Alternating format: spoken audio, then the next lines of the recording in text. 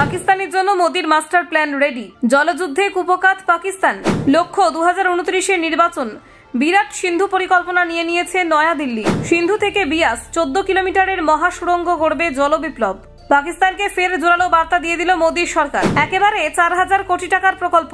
সিন্ধুর জল এবার পৌঁছাবে রাজস্থানের বালুকা বেলায়। শুধু হাঁ করে তাকিয়ে দেখবে পাকিস্তান। কাশ্মীর থেকে দিল্লি, শ্রী গঙ্গানগর পর্যন্ত সিন্ধুর টানেল বদলে দেবে গোটা জল মানচিত্র। 2028 আগেই শেষ হবে সিন্ধু বিয়াস সংযোগ। জলযুদ্ধের নতুন অধ্যায় শুরু।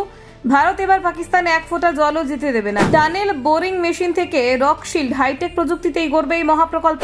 সেচ থেকে পানীয় জল, সিন্ধুর জল ঘুরে পৌঁছাবে কোটি কোটি মানুষের ঘরে। বদলে যাবে উত্তর ভারতের খাল ব্যবস্থা। পাকিস্তানকে শিক্ষা দিতে এবার বিরাট খেলা খেলে দিলেন নরেন্দ্র মোদী। 13 খালের শক্তি বাড়াতে আসছে সিন্ধু বিয়াস প্রকল্প। কৃষকদের মুখে ফুটলো হাসি। দেখুন, কেন্দ্রীয় মন্ত্রী পরিষদের বৈঠকে সিন্ধু নদীকে বিয়াস নদীর সঙ্গে যুক্ত করার এক উচ্চাভিলাষী প্রকল্প নিয়ে আলোচনা হয়। বৈঠকে জানানো হয়, এই পরিকল্পনার সবচেয়ে গুরুত্বপূর্ণ অংশ হলো 14 কিলোমিটার দীর্ঘ একটি টানেল নির্মাণ, যার জন্য বিস্তারিত প্রকল্প রিপোর্ট বা ডিপিআর তৈরি হচ্ছে।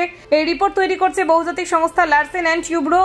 আশা করা হচ্ছে আগামী বছরের মধ্যে এই রিপোর্ট সম্পূর্ণ হবে। উন্নয়ন সংক্রান্ত তথ্যের সঙ্গে যুক্ত ব্যক্তিরা জানিয়েছেন, প্রকল্পটি ভারতের জল ব্যবস্থাপনার ক্ষেত্রে একটি বড় পদক্ষেপ হতে চলেছে। বিশেষত সিন্ধুর জল সর্বাধিক ব্যবহার নিশ্চিত করার লক্ষ্যে এই উদ্যোগকে অত্যন্ত গুরুত্বপূর্ণ হিসেবে দেখা হচ্ছে। বৈঠকে আরও জানানো হয়, সিন্ধু নদীর জল উত্তর ভারতের বিভিন্ন রাজ্যে পৌঁছাতে দেওয়ার জন্য 113 কিলোমিটার দীর্ঘ খালের প্রয়োজন রয়েছে এবং তার কাজও এগিয়ে চলেছে। উল্লেখ্য, 1960 সালে বিশ্ব ব্যাংকের মধ্যস্থতায় ভারত ও পাকিস্তানের মধ্যে সিন্ধু জল চুক্তি স্বাক্ষরিত হয়। দীর্ঘ কয়েক দশক সেই চুক্তি কার্যকর ছিল, কিন্তু 2025 সালে এপ্রিল মাসে জম্মু কাশ্মীরের পেহেলগাঁওয়ে জঙ্গি হামলার পর ভারত সেই চুক্তি স্থগিত করে। আর সেই সময় কেন্দ্র সরকার ঘোষণা করে, জল আর রক্ত একসঙ্গে বইতে পারে না। চুক্তি স্থগিত হওয়ার পর থেকে ভারত আর ভাগের পাওয়া সিন্ধু নদীর জল সর্বাধিক ব্যবহার করার জন্য সমন্বিত পরিকল্পনা তৈরি করতে শুরু করেন।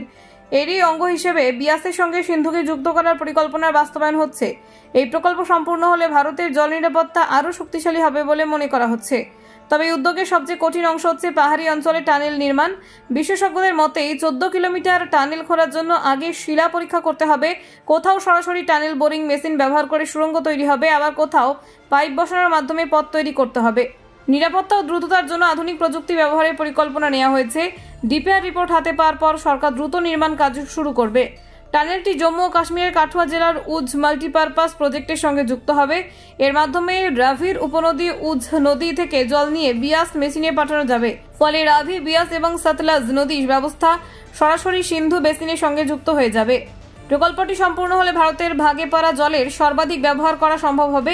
বিশেষত রাজস্থানের শুষ্ক অঞ্চলে এই প্রকল্প একটি নতুন দিশা দেখাবে। ইন্দিরা গান্ধী ক্যানেলের মাধ্যমে সেচের সুযোগ বহুগুণ বৃদ্ধি পাবে। কৃষিক্ষেত্রে এর ব্যাপক প্রভাব পড়বে বলে মনে করা হচ্ছে। Bureau report, Bangla digital TV.